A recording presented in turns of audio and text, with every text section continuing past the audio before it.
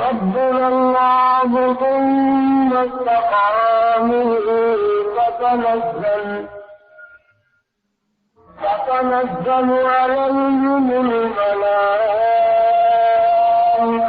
ألا تخافوا ولا تحزنوا وأبشروا بالجنة التي كنتم توعدون نحن أولياؤكم في الحياة الدنيا وفي الآخرة ولكم فيها ما تشتهي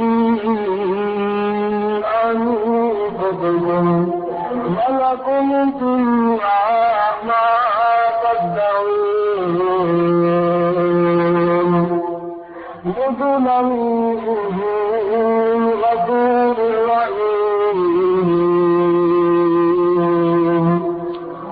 صدق الله مولانا العلي العظيم وبلغنا رسوله النبي الكريم ونحن على ذلك لمن الشاهدين والشاكرين والحمد لله رب العالمين. اللهم صل على محمد وعلى آل محمد كما صليت على إبراهيم وعلى آل إبراهيم إنك حميد مجيد. اللهم بارك على محمد وعلى آل محمد كما باركت على إبراهيم وعلى آل إبراهيم إنك حميد مجيد.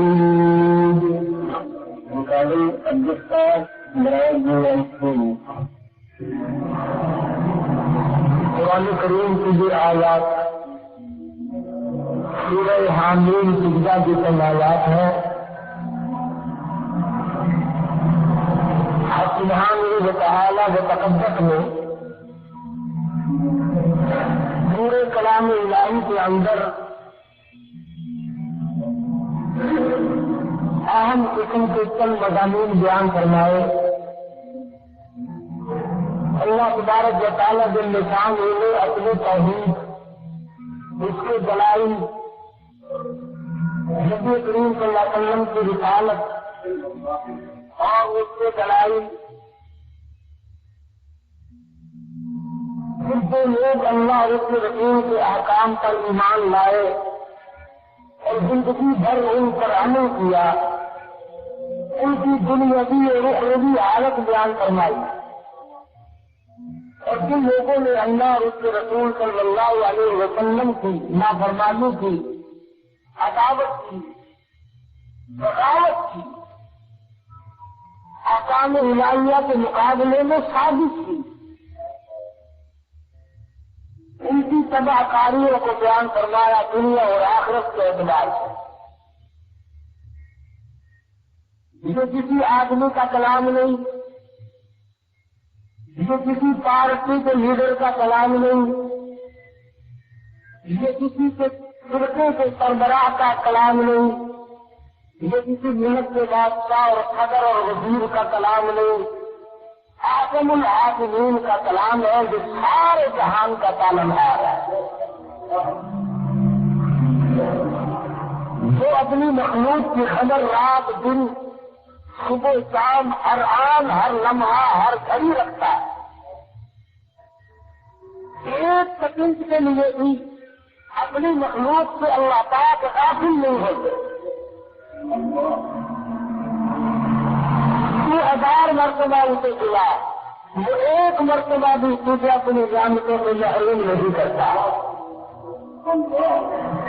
شکر کرو, دین الہی کا مقابلہ کرو, احکامات خدا بندی کے مقابلے میں عداوت اور سازشیں کرو, اسے اچھی طرح سے علم ہوتے ہوئے پھر بھی وہ اتنا بڑا کریم ہے، سب کو پیٹ بھر کے کھلاتا ہے۔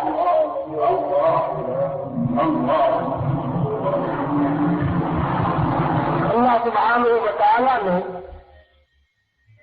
دنیا کے اندر جن لوگوں کی آخری حالت بنے گی اس کو ذکر فرمایا جو بعض لوگوں کو حاصل ہوگی۔ بالخصوص صحابہ کرام رضوان اللہ تعالیٰ علیہ اجمعین کی جماعت، کیونکہ یہی ہے وہ لوگ جنہوں نے پیغمبر کے اشاروں کو بھی پورا کر دکھایا۔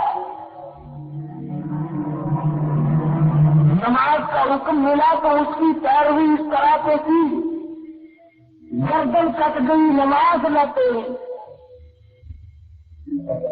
13 کے قریب زخم آئے ہیں محمد عربی صلی اللہ علیہ وسلم کے اگلا صحابی اور اعلیٰ صحابی، کتنی صحابہ کے زخم آئے ہیں مگر نماز نہیں توڑتے۔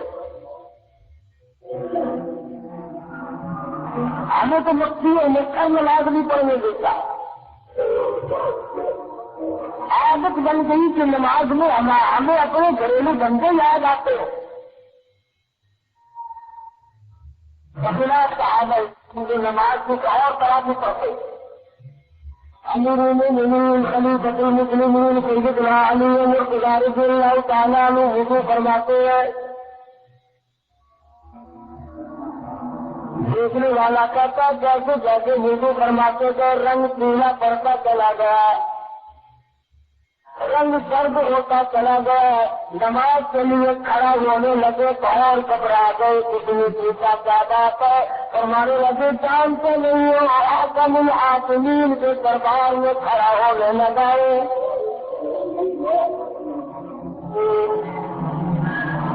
سیدنا حسین رضی اللہ تعالیٰ عنہ وضو فرماتے ہیں،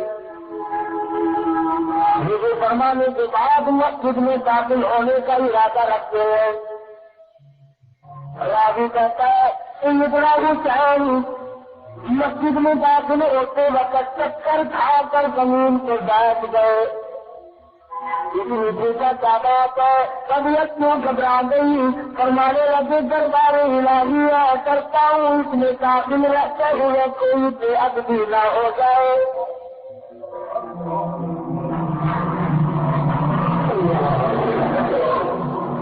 اس طرح کی نماز پڑھتے تھے جو لوگ امام زین العابدین رحمہ اللہ تعالیٰ علیہ رات دن میں فرض نمازوں کے علاوہ 24 گھنٹے میں 1000 رکعت نفل پڑھنے کا معمول ہے۔ رات کا وقت ہے، ٹھنڈی ہوا چل رہی ہے، اللہ والے نے دروازہ بند کر کے انگیٹھی میں کونے سے اٹھا کر نماز کی نیت باندھ لی، اور نماز کی نیت باندھے باندھے اللہ کے قرآن کی تلاوت سے شروع کر دی، سورہ کہف پڑھ رہے ہیں، کولا چکھا کمان میں آگ لگی، چھت میں لگی، دروازے میں لگی، لوگوں نے شور مچایا حضرت دروازہ کھولو، حضرت دروازہ کھولو، دروازہ کوئی نہیں کھولتا، دروازہ توڑا اور یقین ہو چلا کہ امام زین العابدین چل کر شہید ہو گئے، لیکن لوگوں کی آنکھوں میں دیکھا امام زین العابدین اتنے ہنگامے کے بعد بھی بالکل اطمینان سے مسلح سے کھڑے ہوئے، نیت باندھے ہوئے اللہ کا قرآن پڑھ رہے ہیں۔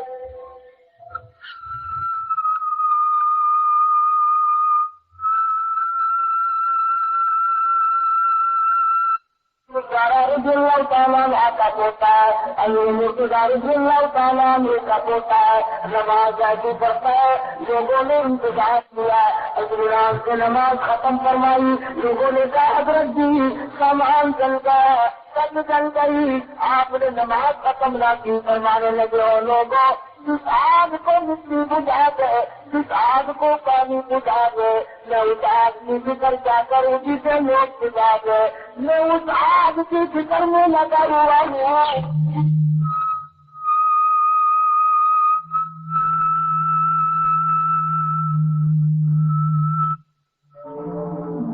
جس طرح کی نماز پڑھتے تھے یہ حضرات، چاہے ان کو کتنی زحمت کا سامنا کرنا پڑا، جتنی تکلیفیں اٹھانی پڑی، صحابہ کرام کبھی نماز قضا نہیں ہونے دیتے تھے۔ سیدنا عبداللہ بن مکتوم رضی اللہ تعالی عنہ نابینا صحابی ہے نبی کریم صلی اللہ علیہ وسلم کا. وہ نابینا بھی کتنا خوش نصیب ہوگا جس کا ہاتھ پکڑ کر قبلہ رخ سرکار مدینہ خود کھڑا کرتے ہیں. ایک جنگ میں تشریف لے گئے, جہاد میں تشریف لے گئے, اپنے مسلح سے عبداللہ بن مکتوم کو کھڑا کرتے گئے. میرے بعد میرے مسلح پہ کھڑا ہو کے نماز پڑھانا. حضور علیہ السلام کی خدمت عالیہ میں حاضر ہوا صحابی, عرض کی یا رسول اللہ صلی اللہ علیہ وسلم, میرا گھر دور پڑتا ہے, نماز کے لیے آتے ہوئے ٹھوکریں لگتے ہیں, کتنے لگتی ہیں, پریشان ہوتا ہوں, کیا آپ مجھے گھر میں نماز پڑھنے کی اجازت دیتے؟ رحمت اللہ علیہ صلی اللہ علیہ وسلم نے کہا فرما دیا, چاہو تم اپنے گھر میں نماز ادا کر سکتے ہو, معذور ہو, محتاج ہو. صحابی اٹھ کے میرے خوش ہوتے ہوئے واپس گئے, اجازت مل گئی. صحابی ابھی اپنے گھر بھی نہیں پہنچا کہ آسمان اس سے جبریل امین تشریف لے آئے اور اللہ پاک کا پیغام پہنچایا. یا رسول اللہ, اللہ پاک نے فرماتے ہیں آپ نے عبداللہ بن مکتوم کو گھر میں نماز پڑھنے کی اجازت دے دی. معذور محتاج نابینا صحابی کو گھر میں نماز پڑھنے کی اجازت عطا فرما دی. وہ کالی کملی والے ایسے لوگوں کی وجہ سے دوسروں کی نماز قبول کی جاتی ہے. ان لوگوں کی وجہ سے جن کو آپ نے گھر میں نماز کی اجازت دی, ایسے لوگوں کی برکتوں سے اوروں کی نماز قبول ہوتی ہے. رحمت عالم صلی اللہ علیہ وسلم نے عبداللہ بن مکتوم کو راستے سے واپس سنایا اور بلا کر فرمایا, عبداللہ اذان سنتے ہو؟ عرض کیا یا رسول اللہ سنتا ہوں. حساب فرمایا پھر تو تمہیں مسجد میں آنا ہی پڑے گا. اللہ میاں نے یہ بات گوارا نہ کی کہ حضور کا ادنا صحابی محتاج صحابی کی جماعت کے بغیر گھر میں نماز ادا کر لے. ارے اس زمانے کے تو نابینا بھی کتنے کسان کے مالک کے. مدینے پاک میں اللہ پاک ہر مسلمان کو مدینے پاک کی زیارت نصیب فرمائے. مدینے پاک میں یہودی عورت رہتی ہے, شاعرہ شیر کرتی ہے, حضور کی بڑی توہین کرتی ہے, گستاخی کرتی ہے, بے ادبی کرتی ہے. صحابہ کرام نے اطلاع کری, نبی کریم صلی اللہ علیہ وسلم کا دل دکھا, آپ کو پریشانی. مغرب کی نماز میں اعلان فرمایا, کون ہے جو اس یہودی عورت کو قتل کرے؟ کون ہے جو میری توہین کرنے والی, جو عزتی کرنے والی اس عورت کو قتل کر ڈالے؟ میں اس کے لیے جو قتل کرے گا جنت اور بہشت کا وعدہ کرتا ہوں. حضور علیہ السلام نے پھر بات فرما دیا, نبی صحابی نماز کے بعد الگ کونے میں جا کے سجدے میں پڑ گئے.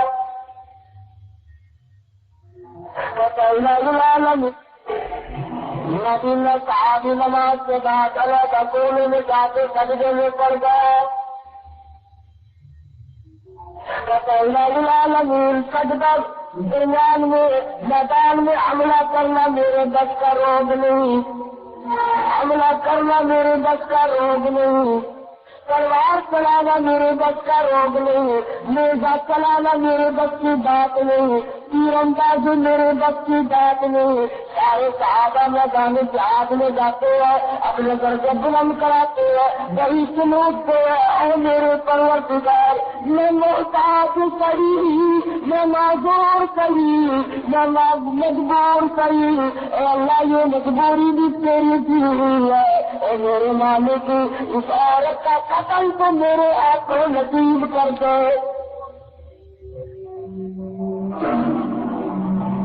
بتاؤ کس نے اس کو ذمہ لگایا تھا؟ آج ہر مسلمان کہتا میری کوئی ذمہ داری نہیں، مجھے کیا کرنا ہے، اپنے آپ لوگ سنبھال لیں گے اپنا کام، کوئی نماز پڑھے نہ پڑھے پرواہ نہیں، کوئی دینداری اختیار کرے یا نہ کرے پرواہ نہیں، کوئی اسلام کے قانون کی حمایت کرے مخالفت کرے پرواہ نہیں، ہمیں کیا لینا، ارے اس نبی نہ صحابی کو اس بات کا پتہ نہیں تھا جو تمہیں چل گیا۔ حضور صلی اللہ علیہ وسلم نے اشارہ بھی تو نہیں کیا کہ کوئی محتاج آدمی جا کر عورت کو قتل کرے،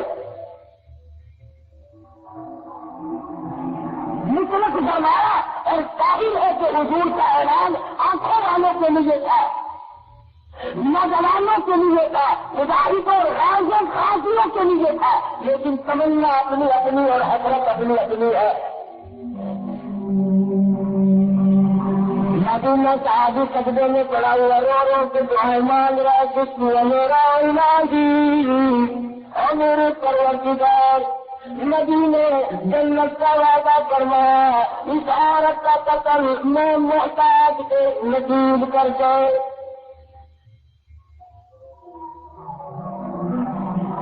ایک معذور محتاج کو کتنا بڑا خیال ہے، پیغمبر خدا صلی اللہ علیہ وسلم کے حساب کا اتنی تابع داری کرتا ہے تو کام جننے نہیں لگا، خود بخود تیار ہے، اللہ پاک سے رو رو کے دعائیں مانگ رہا ہے۔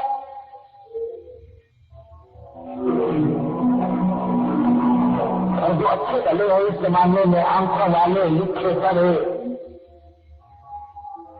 شرم نہیں آتی یہ کرتے ہوئے، اسلام اس زمانے میں کامیاب ہو ہی نہیں سکتا، اسلام اس زمانے میں چل ہی نہیں سکتا، قرآن چل ہی نہیں سکتا، اور مسلمانوں سے قرآن کا قانون اس زمانے میں نہیں چل سکتا، اور میری بات تو اس قرآن کا ثواب اس زمانے میں تمہارے ملکوں کو نہیں پہنچ سکتا ہے۔ قانون چلانے کے لیے یہ نافذ ہے، ملکوں کو چلانے کے لیے یہ کامل ہے۔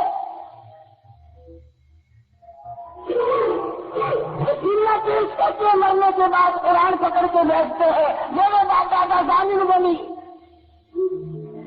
ساری عمر قرآن کو ضامن نہیں بنایا، ساری عمر قرآن کو گھر میں جگہ نہیں دی، دکان میں جگہ نہیں دی، منڈی میں جگہ نہیں دی، کاروبار میں جگہ نہیں دی، شکل میں جگہ نہیں دی، لباس میں اللہ کے قرآن کو کبھی جگہ نہیں دی، کرنے کے بعد کہتے ہیں یہ قرآن ہمارا کامل بنے گا، لوگوں قرآن اتنا کملا کوئی نہیں۔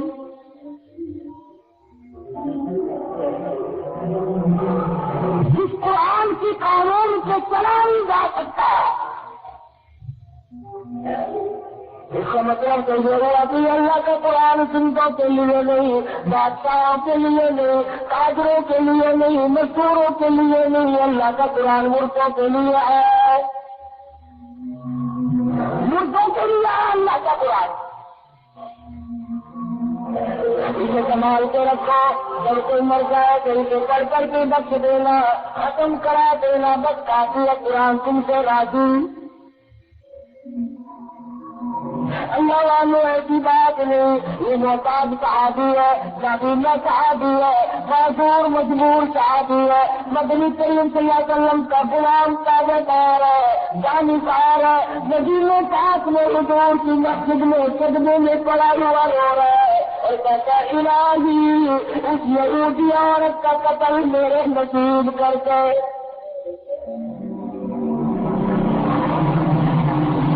باقی صحابہ جو ہے وہ تو ابھی سوچ ہی رہے تھے، اس کے مکان کا پتہ لگائیں گے، دیکھیں گے کون سی ہے، پھر اسے قتل کریں گے۔ یہ صحابی دعا مانگ کر اللہ کا نام لے کر عشاء کی نماز پڑھ کے تلوار لے کے نکل گیا اور مکان پہ جا پہنچا، مکان کی دیوار کھڑام کر اندر داخل ہو گیا، دیکھا تو رہی ہے اور اگر یہ ڈرنا کیا کہ شاید مجھے دیکھ لے گی تو مارے گی اور کوئی آدمی ہوگا وہ مجھے قتل کر دے گا، کہتا میرے ٹکڑے ہو گئے پر مدنی کریم کی زبان نکلی ہوئی مجھے نصیب ہو جائے۔ حضور کی زبان سے جو بات نکلی مجھے وہ مل جائے، میں اس کا مستحق اور حقدار بن جاؤں۔ یہ لوگ یوں کمرے تو نہیں تھے جنہوں نے اپنے جانوں کو تنگ کرا لیا. حضرت مولانا سید رکیہ محمد علی رحمۃ اللہ علیہ خالد حال کراچی میں کھڑے ہیں. اپنا دیا مولانا نے. انگریز کا زمانہ ہے. انگریز کی فوج میں بھرتی ہو کر مسلمانوں کو گولیاں چلانا حرام ہے. آج وہ لوگ جو دیندار بنے پھرتے ہیں, مسلمان بنے پھرتے ہیں, جنہوں نے اللہ کی کعبہ اور خدا کی گھر سے بیت اللہ کی گولیاں چلائی. محبوب سبحان اللہ شیخ عبد القادر جیلانی رحمۃ اللہ علیہ سے روزے کی گولیاں چلائی. خالی کعبہ کے خلاف کے اندر سے گولیاں گزری, مسلمانوں نے چلائی. اور آج وہ کہتے ہیں کہ دین کے سب سے بڑے ٹھیکیدار ہم ہیں. اللہ کے گولیاں چلانے کے فتوے کیوں لے دیے؟ تمہیں کوئی گناہ نہیں, تمہارے بادشاہ کا گناہ ہوگا, انگریز کا گناہ ہوگا. تم 4 روپے 10 روپے تنخواہ لے کر اللہ کے گھر سے گولیاں چلانی پڑے تو چلا دو. تعویذ ہم کو لے جانا. انگریز کی حمایت میں تعویذ دینے والے لوگ, انگریز کی حمایت میں کھڑے ہو کر کے ہاتھ پھیر کر کے نقصان کرنے والے لوگ بنتے ہیں. آج ارے فتوے کیوں دیا کرتے ہیں؟ مولانا مدنی رحمہ اللہ نے فتوا دے دیا انگریز کی فوج میں بھرتی ہونا حرام ہے. خالد حال میں انگریز افسر ہے, لوگ بڑے بڑے فیصل جج بیٹھے ہوئے ہیں. مولانا محمد علی جوہر, مولانا شاہد علی جوہر موجود ہے, بڑے بڑے بزرگ ہیں. حضرت مدنی رحمۃ اللہ علیہ پیش ہوئے. انگریز افسر کہتا مولانا کیا آپ نے یہ فتوا دیا تھا؟ اور کوئی ملا ہوتا تو کہتا, ابھی میرا مطلب ہی نہیں سمجھے, ڈر جاتا, جھوک جاتا, جھک جاتا. اگر یہ شیخ العربی والا جمع ہے جتنے صحابہ تو کہتے چبوترے سے بیٹھ کر روزہ کے بعد نکالیوں کی چھاؤں میں بیٹھ کر 18 برس تک کالی کرنے والے کی حدیث پڑھائی, تنخواہ لے کر نہیں. کبھی یہ کہتے آدھا منڈا بھی 3 سال ہو گئے مدینے بھی دے گا, پیسے جمع کر کے نہیں, تنخواہ لے کر کے نہیں, وظیفہ لے کے نہیں. حضرت نقشہ رات میں لکھتے ہیں ایک چٹاک لکڑی کی دال پانی میں ابال کر 4 آدمی پی کے گزارا کرتے تھے. ایک چٹاک لکڑی کی دال 4 آدمی. اہل مدینہ سبزیوں ترکاریوں کے چھوٹے گلیوں میں پھینک دیتے, مغرب کی نماز کے بعد تھوڑا تھوڑا اندھیرا آ جاتا ہے. شیخ مدنی چھپ چھپ کر ان چھلکوں کو چلاتے, پانی میں دھو کر ساتھوں سے ٹکڑے کر کے اللہ والا چبا کر نگل جاتے, اوپر سے پانی پی لیتے, راز جنہ میں کھڑے ہو کر ساری رات خدا کا قرآن پڑھتے.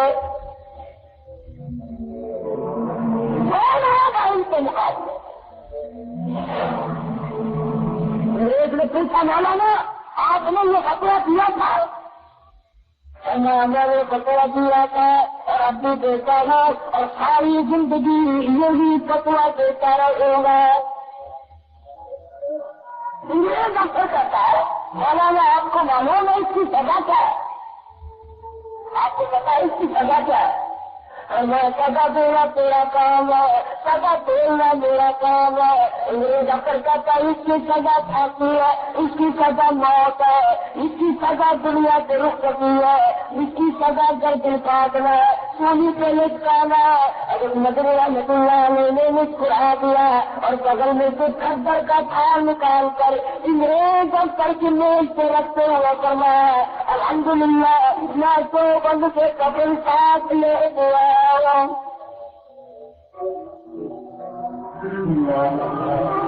میں تیاری کر کے آیا ہوں, اس لیے کفن لانے کی کیا ضرورت پیش آئی؟ فرماتے اس لیے ساتھ لاؤ کبھی انگریز اپنے خرچے سے مجھ پہ کفن نہ ڈالتے، انہیں مرنے کے بعد بھی انگریز کی کمائی، انگریز گورنمنٹ کی کمائی کا کفن بھی قبر میں لے کر جانے کو تیار نہیں۔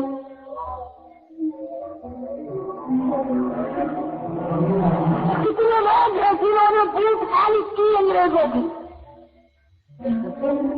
ان کی ضرورت سے موت ہوئے، ان کے بچوں کو ساتھ اٹھایا، جائیداد بنائی، جاگیر بنائی،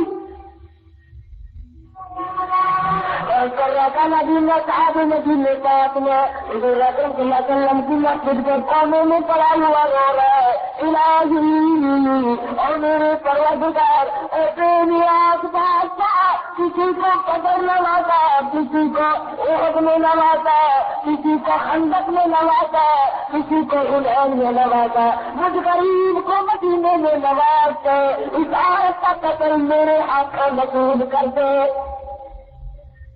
مانگ رہا شادی نماز کے بعد دیوار پھاند کر مکان میں گیا، کوئی بھی عورت چادر میں تلوار کا ویسے وار کرے، زخمی ہو کر بچ نہ جائے، سینے سے تلوار رکھی اور نیچے سے جو دے دیا درمیان کا جو ٹکڑا ہو جائے۔ اتنا بڑا کارنامہ کرنے کے بعد نعرے مارتا ہوا نہیں ہے۔ اگر کوئی کمانے کا چاہتے وہیں سے نعرہ اگر شروع کر دیتا ہے، اب نعرے بھی کم ہو گئے، جن سے بھنگنے دنیا میں نعرے بھی کم ہو گئے، بھنگ کے بجائے نعرہ کیسے لگے؟ سب پورا دورہ اندر جانا جتنا اندر کی علی اندر جانے پانی کا نعرہ باہر آئے اور اندر بھنگے بھی جاتی، انشاءاللہ یہ سارا ٹھیک ہو جائے۔ پیروں میں بھی لوہے کے کرے، ہاتھ میں بھی لوہے کے کرے، یعنی جہنم کی ہتھکڑی پہلے ہی پہننے پھرتے ہیں، اس کو کبھی نہ ڈالنا پڑے، اور پھر آ جائیں گے آہستہ آہستہ۔ جن کو اسلام نظر نہیں آتا نظر آئے گا 12 بجے دن کے، زندہ نہیں لا سکتا، کوئی نہیں لا سکتا۔ اللہ غالب على امره ولكن اكثر الناس لا يعلمون۔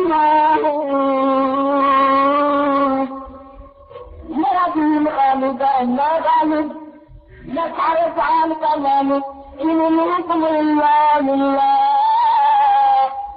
امر اللہ تعبدوا الا اياه،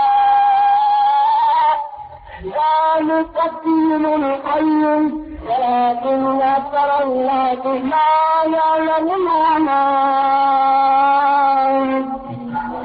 اللہ فرماتے ہیں میں کہنا نہ کرو، روزی میں کھلاؤ، آنکھ میں دو، عقل میں دو، دماغ میں دو، صحت اور تندرستی میں دو، خوبصورت بیوی میں دو، میں نے دیے، عظیم اولاد میں نے دی، مال دولت میں نے دیا، ایک ہی بنگلے کا مالک میں نے بنایا تعلیم، پھر میرے قانون کی مخالفت کرتا ہے۔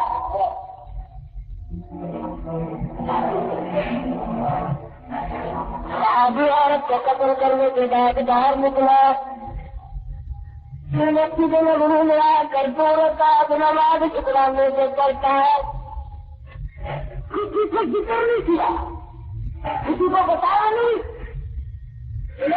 میں نے کام کرایا ہے، اللہ دیکھنا اسی میں کام کروا۔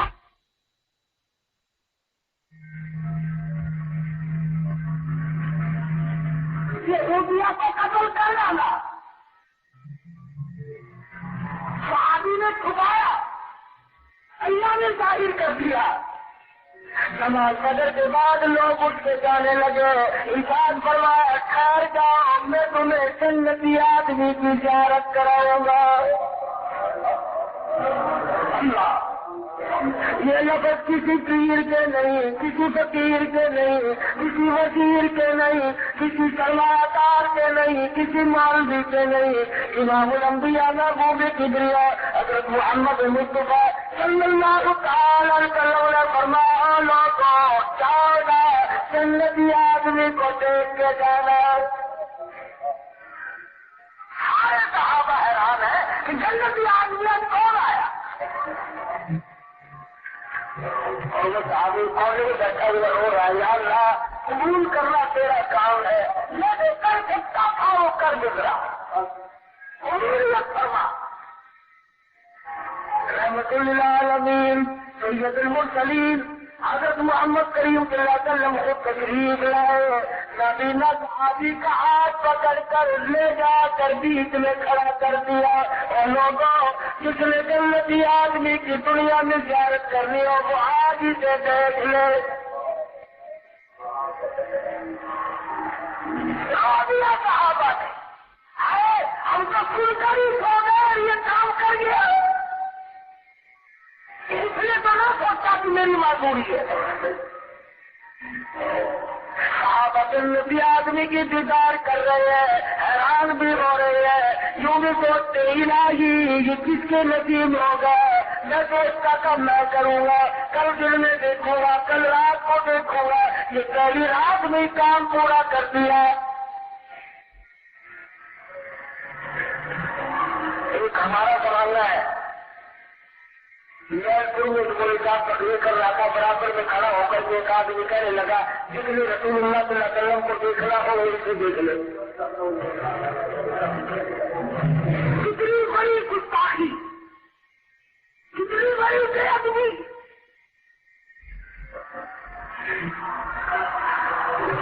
آدم علیہ السلام سے لے کر عیسیٰ علیہ السلام تک کے سارے رسول، سارے نبی، سارے پیغمبر، سارے چاند کے ولی، سارے قطب، سارے ابدال، سارے صحابہ تمام کے تمام ایک پلے میں رکھ دیے جائیں، آمنہ کے سورہ یتیم کے مقابلے میں نہیں آ سکتے۔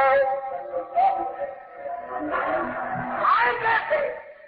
یہ باتیں اس لیے کہتے ہیں کہ ہم نے حضور کی زیارت نہیں کی، ہم نے بھی اگر زیارت ہو جاتی خدا کی قسم نہ آ جاتا۔ ہاں کبھی ایسا ہوتا ہے، ہمارا مظفر حسین کاملی ہے رحمت اللہ تعالیٰ علیہ، پانی پر سے پیدل چلے، درمیان میں ایک بستی آئی، اس نے قیام کر لیا، ٹھہر گئے، مسجد کو دیکھا، پتے بھرے پڑے ہیں، کوڑا ہے، کرکٹ ہے، مسجد میں دارو دینے والا کوئی نہیں۔ بڑا خوش نصیب ہے وہ آدمی جس کو مسجد کی خادمیت مل جائے۔ آج اس کو تو لوگ نہ سمجھتے ہیں، میں ڈی سی کا بنگی ہوں، میں ایس پی کا بنگی ہوں، میں کمشنر کا خادم اور چپراسی ہوں، میں گورنر کارتلی ہوں، میں صدر مملکت کارتلی ہوں۔ اور کتنا کمال کا وہ آدمی جس کو اللہ میں اپنے گھر کارتلی بنا لے، خدا جس کو اپنے گھر میں قبول فرما لے۔ یہ جو تم مسجد میں بیٹھتے نہیں، تم یوں نہ سمجھو کہ ہم نہیں بیٹھتے، اللہ نہیں بیٹھنے دیتا کہ جاؤ، تم اس قابل ہو تو تھوڑی دیر میرے گھر پہ آؤ۔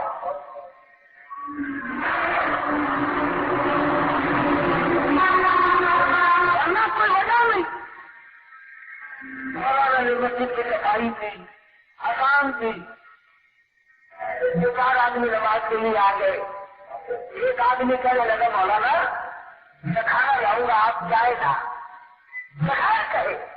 یہ تو آج ہمارا زمانہ ہے نا، نماز کا کلام کرتے رہا ہوتا ہے، روٹی لانا مسافر ہے، نہیں کلے باندھ رکھیے میں سب کو دے کے جاؤں گا۔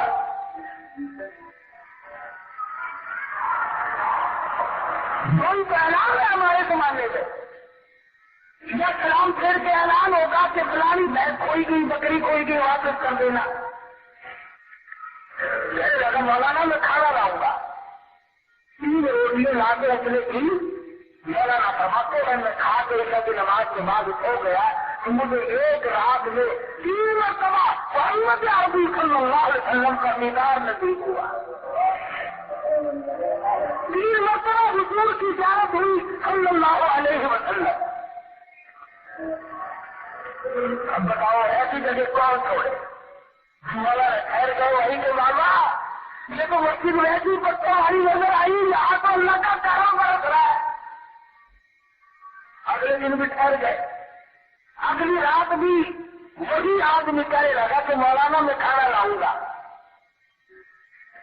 چورا سے 2 روٹیاں لایا، اور مولانا فرماتے ہیں کہ میں 2 روٹیاں کھا کر کے سو گیا تو مجھے حضور اکرم صلی اللہ علیہ وسلم کا 2 مرتبہ خواب میں دیدار نصیب ہوا۔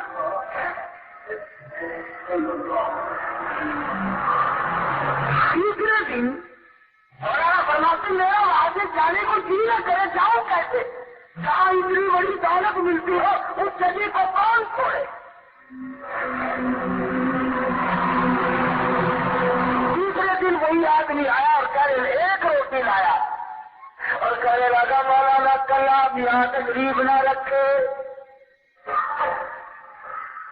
مولانا فرماتے ہیں کہ 1 روٹی کھا کے جب میں سویا تو مجھے حضور کا 1 مرتبہ خواب میں دیدار نصیب ہوا صلی اللہ علیہ وسلم۔ اب میری سمجھ میں یہ بات آ گئی کہ یہ مسجد کی برکت نہیں، یہ اس بچی کی برکت نہیں، یہ تو اس کی روٹیوں میں کوئی برکت ہے۔ 3 کھائی تو 3 مرتبہ، 2 کھائی تو 2 مرتبہ، 1 کھائی تو 1 مرتبہ حضور کا دیدار نصیب ہوا صلی اللہ علیہ وسلم، یہ تو اس کی روٹی میں کوئی برکت۔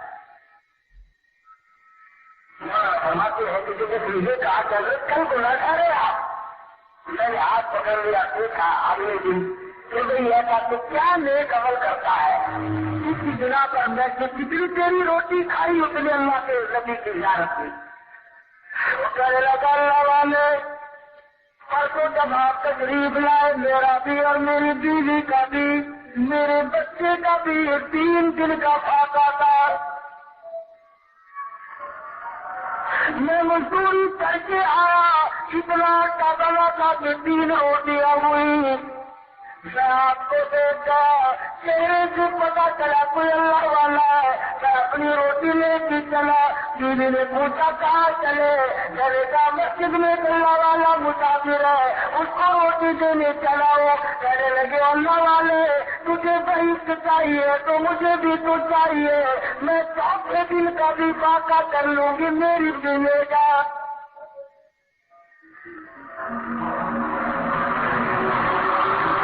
جب میں 2 روٹیاں لے کے چلا میرا بچہ اللہ کا پیچھے پیچھے دوڑا اور کہنے لگا ابا جان میں بھی تو تمہارا ہی بیٹا ہوں، تم اپنی روٹی اللہ والے کو دینے چلے آؤ، میرے نام کی بھی لے جاؤ۔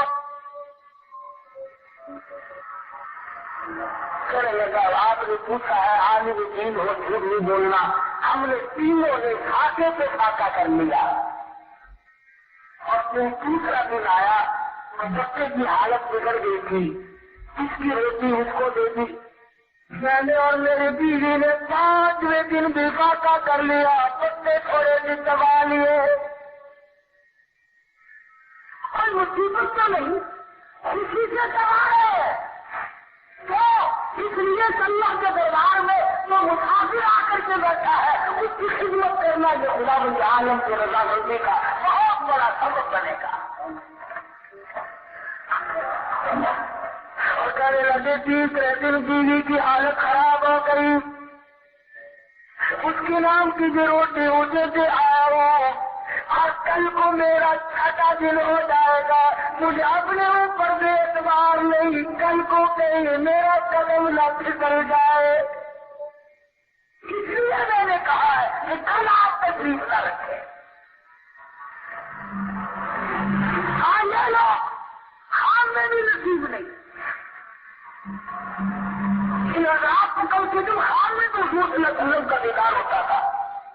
سلطان نور الدین سنگی رحمۃ اللہ علیہ بادشاہ ہے مصر کا، سعودی عرب اسی کے چہرے لگی ہے، مکہ مدینے میں اسی کے بادشاہ ہے۔ انگریز نے 2 ایلچی بھیجے، 2 جاسوس بھیجے کہ جاؤ مدینے پاک میں جا کر خوب خیرات کرو، سخاوت کرو، لوگوں کو پانی پلاؤ، سبزی پلاؤ، بھوکوں کو کھانا دو، ننگوں کو کپڑا دو ہماری طرف سے، اور تم کہیں شہر سے دور سے نقب لگاؤ، شیر زمین مان بناؤ، کو سے خطرانے تھے پتنی کریم صلی اللہ علیہ وسلم کا جس میں عقبت نکال کے لا. اس لیے کہ مسلمانوں کے پاس وہ برتن بھی رہے. سورت بناتے جنت البقیع کے قریب مکان لے لیا، مٹی نکال کر قبروں پہ پھینک دیتے تھے اور پتھر رکھتے تھے سورج کے چراغ پر. جب قریب پہنچ گیا سورج حضور صلی اللہ علیہ وسلم کے منہ خطرا کے، سلطان نور الدین سنگی رحمت اللہ علیہ نظر میں سویا ہوا حضور اکرم صلی اللہ علیہ وسلم کا خواب میں دیدار ہوا. حضور نے فرمایا تو شکلیں بھی دکھائی اور نور الدین تو سویا ہوا ہے، مجھے یہ کتے ستا رہے.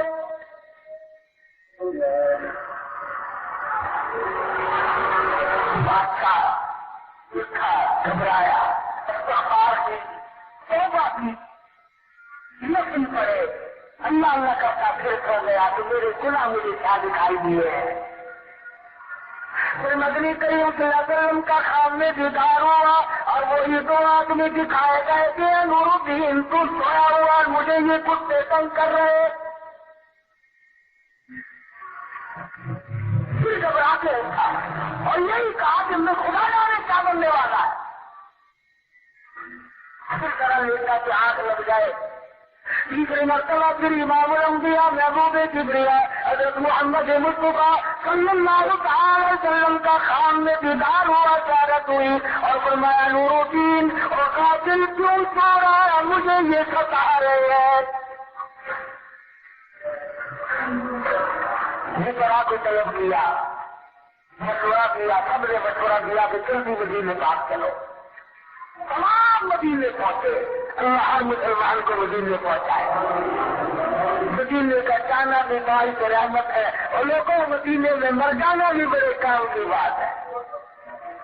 نبی کریم کا قیامت تک پڑوسی بن جائے. محمد کریم صلی اللہ علیہ وسلم کے 100 ہوئے 10,000 جرنیلوں کا، حضور کی ازواج مطہرات کا، ہماری ماؤں کا اور حضور صلی اللہ علیہ وسلم کی بیٹیوں کا پڑوسی بن جائے، اور کیا چاہیے. بادشاہ مدینے میں آیا، خیرات کی کل مدینے کے مردوں کی دیکھتے رہے، دکھائی نہیں دی. کوئی مدینہ کھا کے چلا گیا. دیکھا بھائی کوئی اور باقی ہے کہ کوئی نہیں رہا. بڑے حیران ہے کہ یہ ہوا کیا. مسئلہ تو ہم نے پڑھا ہی نہیں، بات تو بنی نہیں، کیا بنے گا. بڑے اقرار سے، حکام سے، افسروں سے، عوام سے پوچھا اگر بھائی کوئی بوڑھا، کوئی جوان، کوئی چھوٹا، کوئی بڑا، کوئی مسافر، کوئی پردیسی کوئی رہ تو نہیں گیا. ایک آدمی کہنے لگا کہ تو آدمی بڑے سخی ہے، وہ کسی کی دعوت کھاتے ہی نہیں، وہ تو کھلایا کرتے ہیں، بڑے اچھے آدمی ہے اور بڑے نیک ہے. بلاؤ. جب انہیں بلا کے لائے بات کا پیٹ میں پہچان گیا کہ یہی ہے وہ 3 دونوں آدمی جو حضور اکرم صلی اللہ علیہ وسلم نے 3 مرتبہ دکھائے. اس لیے کہہ رہا ہوں کہ آپ لوگ کبھی تو یوں کسی کو نہیں بنا بیٹھتے ہیں، وہ بھی بڑا اچھا آدمی ہے، کیا کو جاندار سارا ہی بنا چھوڑ رہا ہے. یہ بھی ولایت کا معیار نہیں. وہ جی رکھو ایک تو زیادہ ہوتی ہے تو سارا دن بیٹھے مسافر ہو پانی پلاتا ہے. نماز نہیں پڑھتا تو کی ہوا، روزے نہیں رکھتا تو کی ہوا، پانی تو پلاتا ہے.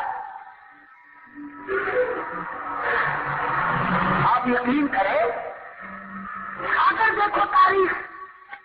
بادشاہ نے جب حکم دیا اور ان پہ ڈنڈا بجنے لگا، پورا مدینہ کھڑا ہو کے رونے لگا، انہیں نہ مارو، بڑے اچھے ہیں.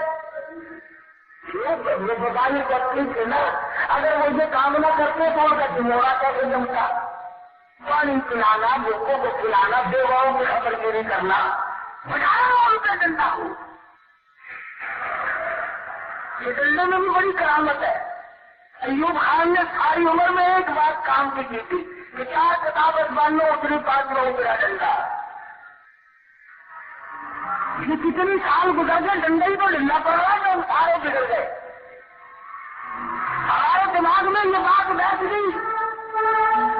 पुलिस वाले की कीमत मेरी जेल में पड़ी है, 5 रुपए मत्थे मारूंगा तो मैं बाहर जाएगा पुलिस वाला। और है भी हकीकत। पिछले दिनों एक आदमी से किसी ने कहा कि मुझे पुलिस वाले पकड़ लेंगे, जेल में हमारे कहने लगा मैंने इंतजाम कर रखा, ये पड़े पुलिस वाले, ये पड़े मेरी जेल में पुलिस वाले। वाकया यही है, सड़क में खड़े होकर इस तरह से वसूल करते हैं, देगा फटिया ला खुदा पे तेरा नहीं भुट्टा लावेगा, वो आया यही जाओगा। कानून के हाफिज का जब ये हाल हो, इंशाअल्लाह अल्लाह मियां ने इस्लाम को गालिब करना है, न मैं कर सकूं न तुम कर सको। अपने निजाम का खुद निगहबान है, निजाम मुस्तफा का वही निगहबान है सल्लल्लाहु अलैहि वसल्लम। बढ़ाया डंडा उन पे दोनों पे, डंडा में बड़ी करावत है। उस मकान पे ले गए जहाँ रहते थे, बड़े हैरान हुए, मकान चारों तरफ से मुसल्ले ही मुसल्ले बिछे हुए हैं, और वो तुरंत जो थी ना उसके ऊपर लंबा सारा पत्थर रख के उस पर मुसल्ला बिछाया हुआ है। हैरान वो बता रही ना, अंग्रेज थे ना, प्रधान मुसलमान के अंदर से काफिर थे, अंग्रेजों को भेजे हुए अजानत थे। जैसे हमारे मुल्क में कितने रूस के जंग फिरते हैं ना, उन्होंने खुदा की मुखालफत करना, रोज की तारीफ करना, जैसा रोज मामा लगता हो, ऐसी सूरत में चले। बादशाह सुल्तान नूरुद्दीन खलजी रहमतुल्लाह अलैह, अरे कभी बादशाह भी वली हुआ करते थे, बड़े अच्छे हुआ करते थे। उसी मकान में नमाज की 2 रकात पड़ी, सर सजदे में रख के दुआ करता, इलाही यहाँ तक पहुँचना मेरा काम था, अब आके रहनुमाई फरमा, मुझे पता नहीं चलता मैं क्या करूँ। फौरन दिल में आई थी, पत्थर को उठा के देखो, तो पत्थर उठा के देखा तो वहां से लेकर और नबी करीम सल्लल्लाहु अलैहि वसल्लम की कब्र शरीफ तक बराबर सुरंग लगी हुई है। मान गए हम कि हाँ अंग्रेजों के भेजे हुए हैं, और हमारा मकसद ये है कि जिसमें अक़दर हुज़ूर अकरम सल्लल्लाहु अलैहि वसल्लम का निकाल कर ले जाए।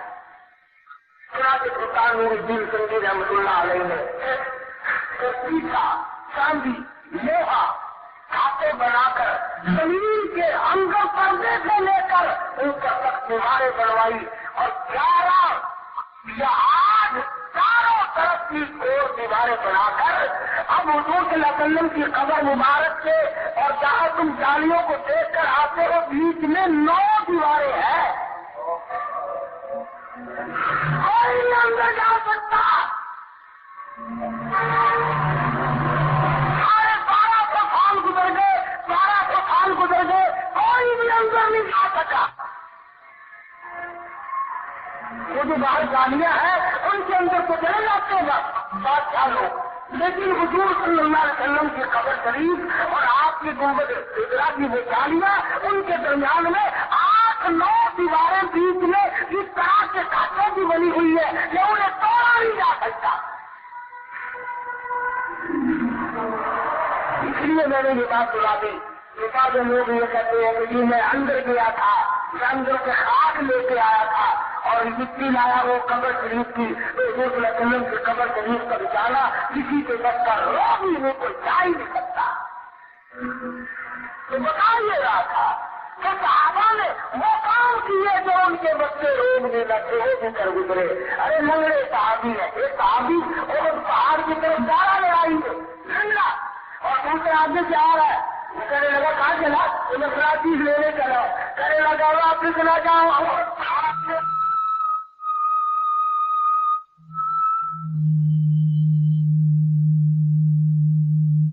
जन्नत कई सहाबा को नजर आ गई। सुमैया रज़ियल्लाहु ताला अन्हा के जब टुकड़े हो रहे थे, जब गिर रही थी, अबू जहल ने पूछा जान बचानी हो तो बचा लो, फरमाने लगे चला जा, टुकड़ा हो जा। वही इसके 8 दरवाजे मेरी आंखों के सामने साफ खुले हुए, मैं देख रही हूँ, मुझे साफ नजर आ रहा है। आप क्या थी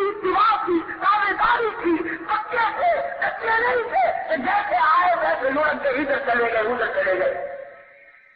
ہمیں بھی حکم ہے کہ قرآن کریم کی تابعداری کریں اور حضور اکرم صلی اللہ علیہ وسلم کو غلام کر کے بڑھے اور حضور کی غلامی میں ہمارا حشر ہو. اللہ پاک ہم سب کو حسن ایمان کا کبھی جان بنائے.